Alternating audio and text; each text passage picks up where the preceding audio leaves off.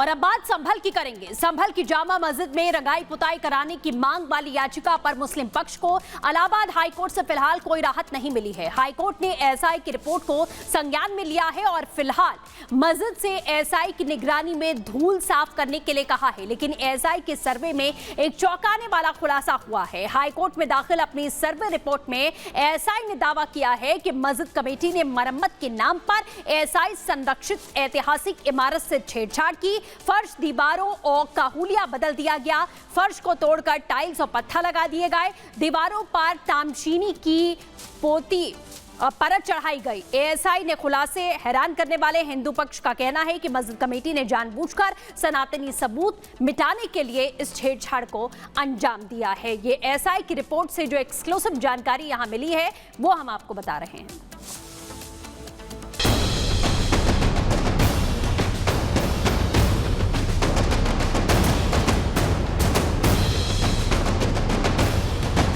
संभल के हिंदू और हिंदू पक्ष लगातार कह रहे थे कि मस्जिद में मंदिर होने के सबूतों से छेड़छाड़ हो सकती है, तो आज हिंदुओं की आशंका सच साबित होते हुए भी दिख रही है, क्योंकि एएसआई ने अपनी रिपोर्ट में खुलासा किया है कि जामा मस्जिद की फर्श में बदलाव किया गया है।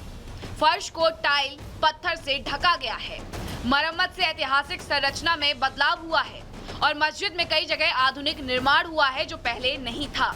हैरानी इस बात की है कि ये सब कुछ रंगाई पुताई होती उससे पहले ही किया गया है, तो सोचिए कि अगर मस्जिद की रंगाई पुताई हो गई होती तो क्या हुआ होता।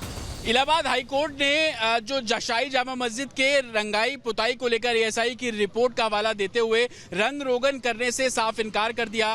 इलाहाबाद हाईकोर्ट ने कहा कि एएसआई की रिपोर्ट में साफ बोला गया है कि शाही जामा मस्जिद को पेंट कराने की जरूरत नहीं है। रमजान का महीना है तो आप इस पूरे परिसर की साफ सफाई कर सकते हैं। पेड़ पौधों पर जो धूल मिट्टी और दीवारों पर जो धूल मिट्टी है उसको साफ कर सकते हैं। इस मामले में अब अगली सुनवाई 4 मार्च को होगी, लेकिन अगर मुस्लिम पक्ष को कोई ऑब्जेक्शन है तो मंगलवार तक वो अपना जो ऑब्जेक्शन है वो फाइल कर सकते हैं। जो हार्ड पेंट है, जो केमिकल्स है, वो लोग ये साजिश के रूप में इस्तेमाल करेंगे उसको, जो पूर्व में भी ये साक्ष्य मिटाते आए हैं और धीरे धीरे ये जो है सबूत मिटाने के लिए कार्य कर रहे हैं। कोर्ट का फैसला बहुत अच्छा है, बहुत खुशी की बात है। पुताई रंगाई की कोई जरूरत नहीं, उस पर केवल सफाई कराई जाए। पेंट हो जाता, हमारे जो है भोलेनाथ के सारे प्रूफ मिट जाएंगे।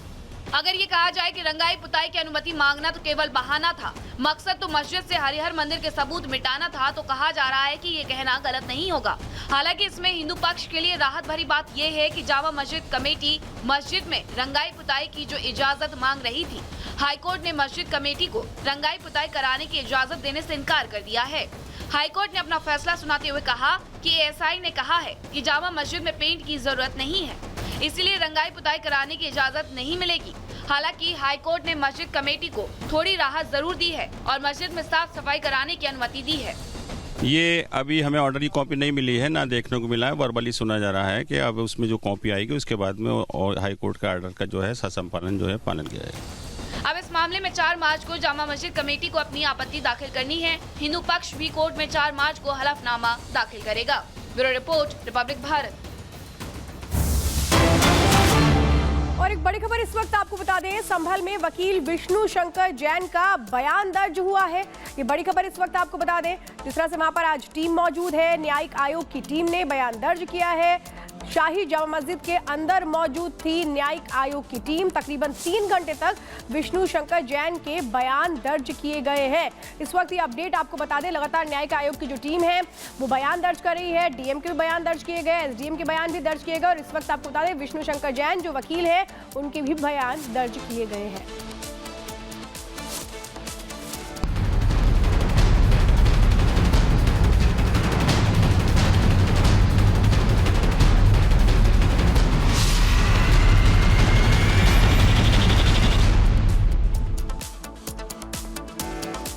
और अब बात दिल्ली के निजामुद्दीन में जो एक संदिग्ध शख्स पकड़ा गया है वो आतंकी है। आतंकी को जम्मू कश्मीर पुलिस की काउंटर इंटेलिजेंस टीम और दिल्ली पुलिस के साथ मिलकर गिरफ्तार किया गया है। 12 फरवरी को होटल में चेक इन किया था इसने। जानकारी के मुताबिक निजामुद्दीन के होटल में रह रहा था। इसका नाम परवेज बताया जा रहा है, जो मूल रूप से जम्मू कश्मीर के श्रीनगर का रहने वाला है। संदिग्ध यहाँ एक शख्स के साथ आया था जिसने बताया था कि वो शॉल का व्यापार करता है।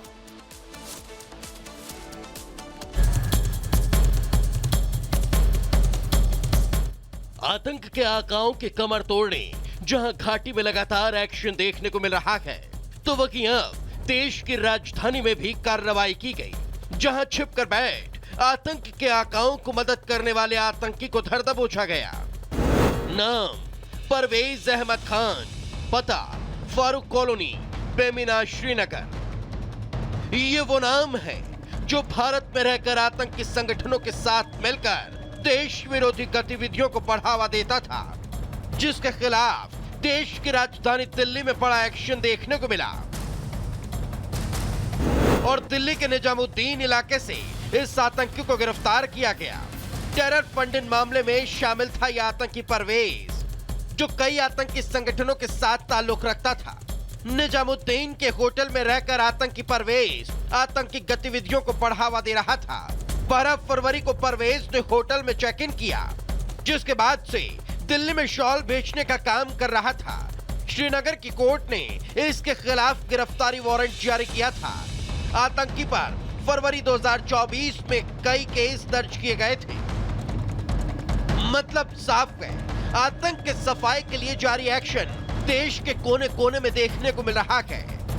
चाहे घाटी में छिपे पाक परस्त आतंकी हो या भारत के दूसरे हिस्से में पनाह लेकर छिपे आतंकी सहयोगी, देश की सुरक्षा एजेंसियां उन्हें चुन चुन कर कार्रवाई कर रही है, ताकि कोई वतन विरोधी देश के सांस्कृतिक सौहार्द में जहर न घोल सके। Bureau report, Republic Bharat.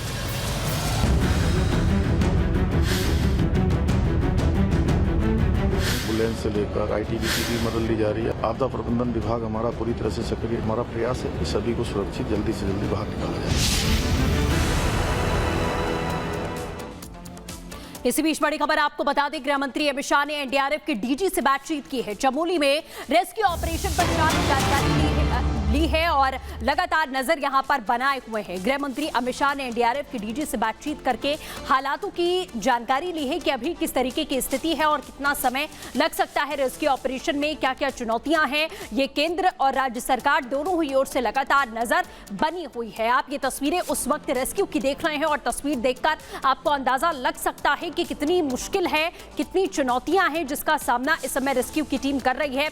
NDRF, SDRF, ITBP, वायुसेना सभी की मदद इसमें ली जा रही है। और गृह मंत्री अमित शाह की तरफ से जो बातें हुई हैं वो साझा भी यहां पर की गई हैं कि किस तरीके से एनडीआरएफ के जो डीजी हैं उनसे बातचीत की गई। हर एक जानकारी, पल पल की अपडेट यहां लगातार ली जा रही है कि हालात जल्द से जल्द कैसे नियंत्रण में आए और 47 मजदूर जो अभी भी फंसे हुए हैं उन्हें कितनी जल्दी सुरक्षित बाहर निकाल लिया जाए, इसको लेकर रणनीतिबद्ध तरीके से कार्य लगातार प्रगति पर है। इससे पहले आपने देखा कि उत्तराखंड के मुख्यमंत्री पुष्कर सिंह धामी वो लगातार टीम के साथ में विचार विमर्श कर रहे हैं। रिपोर्ट्स जो तैयार की गई हैं उनको बताया जा रहा है कि कहां तक ये रेस्क्यू ऑपरेशन पहुंचा है, कौन कौन सी टीमें इसमें लगाई गई हैं। वायुसेना की मदद लगातार ली जा रही है ताकि रेस्क्यू ऑपरेशन को जल्द से जल्द यहां पूरा किया जा सके। और जो मजदूर फंसे हुए हैं अलग अलग जगहों पर माना जा रहा है कि ये मजदूर दबे हुए हो सकते हैं, क्योंकि 50 से ज्यादा जो मजदूर थे वो उस वक्त वहां कामकाज कर रहे थे।